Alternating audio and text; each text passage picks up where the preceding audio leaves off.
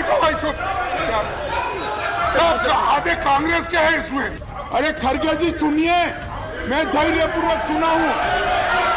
कांग्रेस को लोकतंत्र पर बोलने का कोई अधिकार नहीं है। तो ये हंगामा देखने को मिला राज्यसभा में, क्योंकि राज्यसभा में जोरदार हंगामे के बीच दिल्ली सर्विस बिल पास हो गया। इस विधेयक पर राज्यसभा में वोटिंग कराई गई। 131 वोट बिल के समर्थन में पड़े, जबकि 102 सांसदों ने दिल्ली सर्विस बिल के विरोध में वोट किया। बिल अब राष्ट्रपति द्रौपदी मुर्मू के पास जाएगा और उनके हस्ताक्षर के बाद कानून बन जाएगा। इस बिल का काफी विरोध देखने को मिला। कल रात इस बिल पर वोटिंग के दौरान खूब हंगामा भी हुआ। विपक्षी और सत्ता पक्ष के बीच खूब गर्मागर्मी देखने को मिली। लेकिन इस दौरान राज्यसभा में केंद्रीय गृह मंत्री अमित शाह और कांग्रेस अध्यक्ष मल्लिकार्जुन खड़गे के बीच तीखी नोकझोंक देखने को मिली। जब अमित शाह बिल पर बोल रहे थे, भाषण दे रहे थे, इस दौरान उन्होंने जैसे ही इमरजेंसी की बात की और कांग्रेस को कोसने लगे, तो कांग्रेस अध्यक्ष मल्लिकार्जुन खड़गे ने उनको टोकने की कोशिश की। इस पर अमित शाह ने भड़कते हुए क्या कहा, सुनिए। और मैं आपको बताता हूं भाई, हम संविधान में बदलाव इमरजेंसी डालने के लिए नहीं लाए हैं। हम संविधान में बदलाव उस वक्त की तत्कालीन राष्ट्रपति की सदस्यता जो चली गई थी, इसको पुनर्जीवित करने के लिए नहीं लाए हैं। और इमरजेंसी डालकर लाखों लाखों डेमोक्रेटिक कार्यकर्ताओं को जेल में अरे खड़गे जी सुनिए, मैं धैर्यपूर्वक सुना हूं। कांग्रेस को लोकतंत्र पर बोलने का कोई अधिकार नहीं है। आप क्या बात करते हो लोकतंत्र की?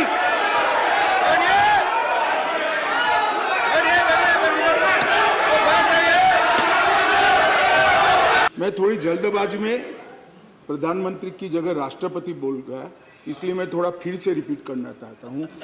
इस देश के पूर्व प्रधानमंत्री की सदस्यता बचाने के लिए हम ये बिल नहीं लेकर आए। ये बिल संविधान की भावनाओं को संभालने के लिए हम लेकर आए। और मान्यवर, इमरजेंसी डाली गई, हम तो बहुत छोटे थे उस वक्त। ये बिल पर ही है, ये बिल पर ही है। भैया डिस्कस मान्यवर, ऐसा है कि जब ये लोग बिल पर चर्चा कर रहे थे, मुझे डेमोक्रेसी समझा रहे थे, तो मैं उनको डेमोक्रेसी समझा रहा हूं कि डेमोक्रेसी क्या है। इमरजेंसी के अंदर मान्यवर 3 लाख से ज्यादा राजनीतिक दलों के बड़े बड़े नेताओं को जेल में डाल दिए गए, जेल में डाल दिए। माननीय अध्यक्ष जी, सारे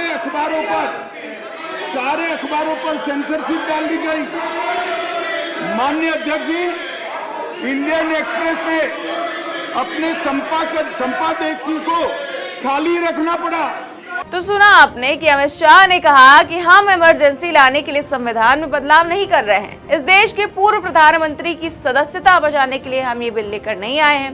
इमरजेंसी के दौरान 3000 नेताओं को जेल में डाल दिया गया, अखबारों को अपना पेज खाली करना पड़ा। कांग्रेस ने तो लोकतंत्र पर कुछ भी उन्हें बोलने का अधिकार नहीं है। अमित शाह के इतना कहने के बाद ही राज्यसभा में जोरदार हंगामा होने लगा और विपक्षी दल के सांसद जो हैं वो भी खूब चिल्लाने लगे और इमरजेंसी की बात करने पर अमित शाह को टोकने लगे। इसके बाद जब खड़गे बोलने के लिए खड़े हुए तो एनडीए के सांसदों ने नारेबाजी करनी शुरू कर दी। इस पर खड़गे को भी गुस्सा आ गया और फिर उन्होंने कुछ ऐसा कहा कि शाह भी सोचने पर मजबूर हो गए। ऑर्डिनेंस पे बोल रहे हैं, ठीक है, लेकिन ऑर्डिनेंस को छोड़ के वो हमारे इमरजेंसी से लेकर और अब तक जो आगे 2024 में, अरे भाई तो भाई चुप, सब आधे कांग्रेस के हैं इसमें, आधे कांग्रेस में है। देखिए, आप भी सब आप भी थे। तो सर, मेरा एक ही निवेदन है कि शाह साहब अच्छे भाषा में बोलते हैं, हिंदी में अच्छा, जैसा अंग्रेजी में हार्वर्ड को उन्होंने बोले कि अच्छे शब्दों में ऐसा वैसा ही वो भी हिंदी में बहुत अच्छे तरीके से व्याकरणबद्ध हिंदी बोल रहे हैं, ठीक है। लेकिन क्या बोल रहे हैं कि 2024 के इलेक्शन को वो संदेश दे रहे यहाँ से कि हम जीतेंगे। मान्य खड़गे जी, और एक सेकंड और अपोजिशन का पूरा मान्य खड़गे जी, मान्य खड़गे जी, अपोजिशन के क्या है टीका टिप्पणी कर रहे हैं।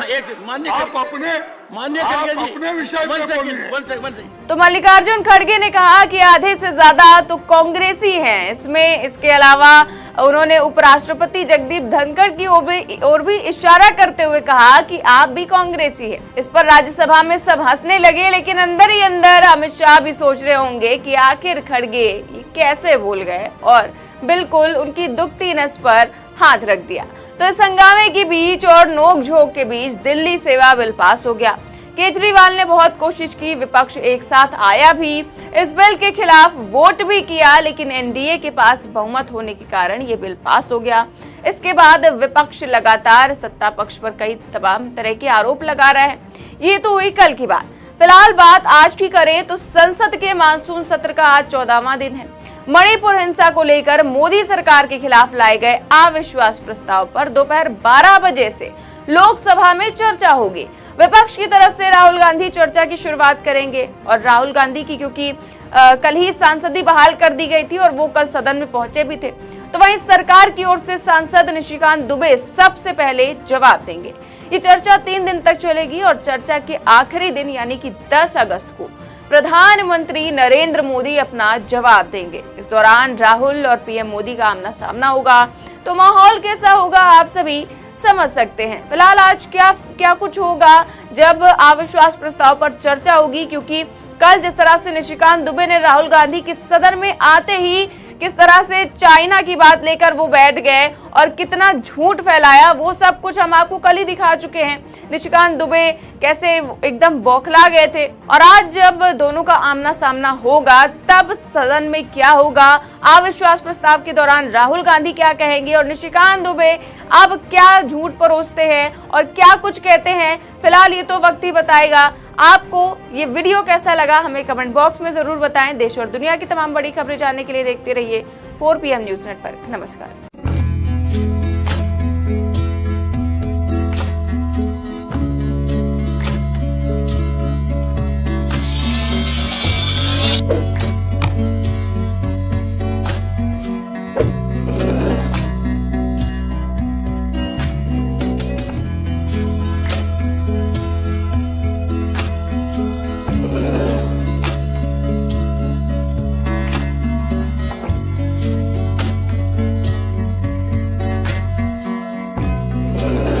you